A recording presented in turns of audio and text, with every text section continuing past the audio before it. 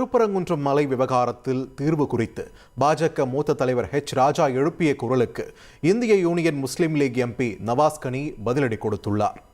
முருகனுடைய மலையில காசி விஸ்வநாதர் ஆலயத்தில் இடையில் ஏற்பட்ட ஒரு என்கரோச்மெண்ட், அதை ரீலோகேட் பண்ணுவோம்.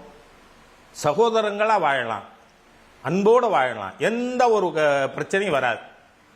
இது பீஸ்ஃபுல் சொல்யூஷன் தான். அதுதாங்க ராம் ஜென்மபூமியில் நடந்தது. ஏதோ பிஜேபி பண்றதெல்லாம் இல்ல, இது இந்துக்களுடைய உரிமையை தட்டி பறிக்க நவாஸ் கனி அண்ட் கம்பெனி ஜமாத்து.